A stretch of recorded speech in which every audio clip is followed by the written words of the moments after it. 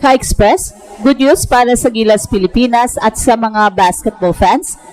Kahit malayo pa si Kai Sotto sa kanyang peak form, ang dominant performance niya sa Japan B-League ay nagpapakita na may NBA potential pa rin siya habang papalapit ang FIBA World Cup 2027 Asian Qualifiers.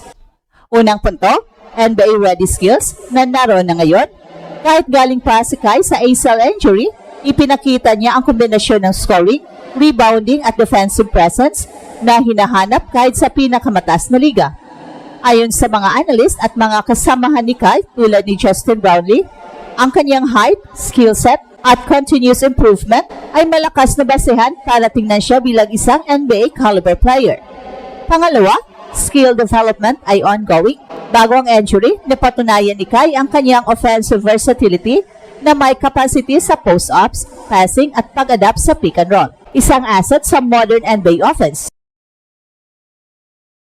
Ang rugby ng mobility at improved instinct sa Japan B-League ngayon ay nagpapakita na mas lumalapit na siya sa league requirements, lalo na kung tuloy-tuloy ang growth sa perimeter offense at strength. Pangatlo, timing at exposure. Ang consistent production sa Japan kasama ang kanyang experience sa international competitions ay nagbibigay ng platform para mapansin ng NBA scouts habang papalapit ang qualifiers, lalo na sa mga laro kontra top-tier teams tulad ng New Zealand at Australia. Yes, may chance pa si Kai na makapasok sa NBA. Hindi pa siya sa peak form, pero ang trajectory ng paglago niya mula sa injury comeback patungo sa pagiging dominant sa Japan B-League ay nagbibigay ng puwersang argumento na ang kanyang NBA dream ay hindi pa tapos. Ang tanong ngayon ay kung mapapanatili niya ang consistency at magtuloy-tuloy ang kanyang development sa mga susunod na taon. Good news para sa Gilas Pilipinas at sa long-term NBA dream ni Kai. Sa kabila ng katotohanang hindi pa siya 100% peak form, malinaw ang isang bagay, dominant na ulit si Kai sa Japan B-League at mas mahalaga, mas mature na ang katawan at laro niya kumpara sa dati kahit kababalik pa lang niya galing sa injury. So dapat nating linawin, ang binabatayan ngayon ng mga coaches at scouts ay hindi lang stats, kundi kung paano gumagalaw ang katawan post-injury. At dito pumapasa si Kai sa recent Japan B-League games, kitang-kita na mas controlled ang kanyang footwork, mas balanse sa landing at mas deliberate ang kanyang galaw sa loob ng paint. Hindi na siya basta umaasa sa tangkad, binabasa na niya ang laro. Yes, malayo pa siya sa peak form at kita pa rin na may limitasyon sa lateral quickness at endurance sa mahabang stretches. Pero ang nakaka-excite, kahit may ganitong limitasyon, nagdo-dominate pa rin si Kai. So ibig sabihin nito, mataas pa ang ceiling at kung ganito na ang impact niya habang recovering mode pa, paano na kapag fully conditioned na? Sa Japan, si Kai ay hindi na lang developmental big, ginagamit na siya bilang primary anterior anchor, rebounding presence, rim deterrent at efficient finisher. Hindi flashy, pero highly effective. Mas disiplinada ang shot selection niya, mas mabilis ang decision making sa post, at mas vocal sa depensa. Ito ang mga bagay na hindi lumalabas sa box score, pero hinahanap sa high-level basketball. At isa pang mahalagang punto, mas nag-mature ang katawan ni Kai.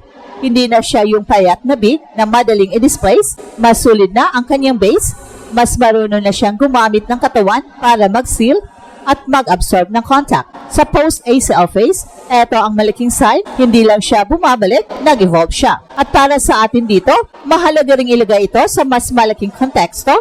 Ang Japan B-League ay hindi NBA, pero highly physical at structured ito. Maraming imports at veterans na marunong maglaro ng system basketball. Kung kaya mong mag-dominate dito, habang hindi ka pa-pick, so ibig sabihin, may translatable skills ka sa mas mataas na level. At dito pumapasok ang NBA question.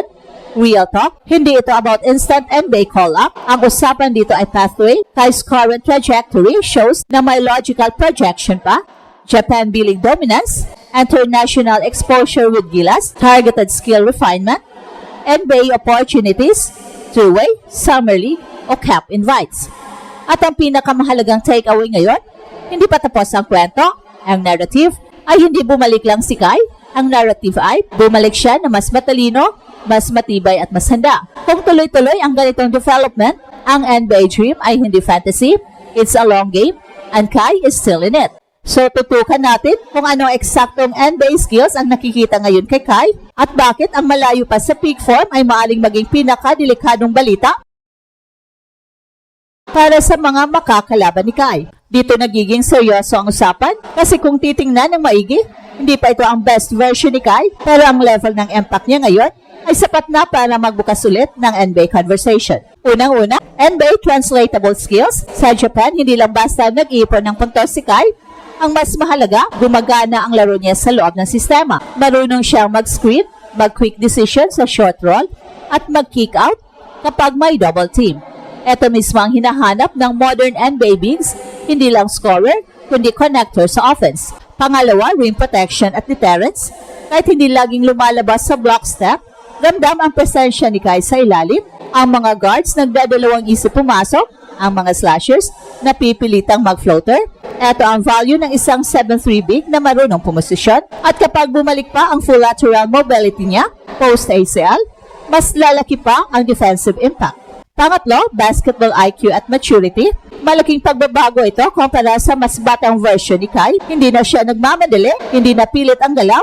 Alam niya kung kailan aatake at kailan maghihintay. Para sa NBA scouts, mahalaga ito dahil mas madaling i-integrate ang isang big na marunong sumunod at mag-adapt ng role. So ngayon, usapang peak form, karaniwan ang full recovery at peak conditioning after ACL injury ay umaabot ng 12 to 24 months. So, ibig sabihin, may window pa si Kai para lumakas, mas bumilis, at mas tumibay ang tuhod. Kung sa stage na ito ay kaya niyang mag-double-double at kontrolin ang loob, mas mataas ang projection kapag kompleto na ang conditioning. So, makakapasok pa ba siya sa NBA? Ang sagot ay oo, pero hindi sa shortcut path. Hindi ito biglang lottery story. Ang realistic path ay sustained dominance sa Japan B-League, strong international performances with Gilas, then exposure sa NBA ecosystem, summer league, training camp invites, o two-way opportunities. Maraming NBA teams ang naghahanap ng situational bigs, rim protector, screen setter, size insurance, at pasok dito ang profile ni Kai. Yan kapag nasa tamang sistema. Ang bottom line, ang tanong ay hindi NBA o wala. Ang tanong ay kailan at paano. At base sa nakikita natin ngayon, ang trajectory ni Kai ay pataas. Hindi siya nagmamadaling bumalik sa spotlight. Binubuo niya ulit ang kanyang sarili. Mas tahimik, pero mas delikado. Sa puntong ito, malinaw ang isang bagay. Hindi pa peak form si Kai, pero dominante na siya. Galing sa seryosong ACL injury, unti-unti pa lang bumabalik ang full explosiveness at mobility, pero kahit ganito, kaya na niyang kontrolin ang laro sa Japan. So, ibig sabihin, mataas pa ang kanyang ceiling. At ito ang Express Info kung saan bawat kwento kinulat ang mundo. Don't forget to like and subscribe.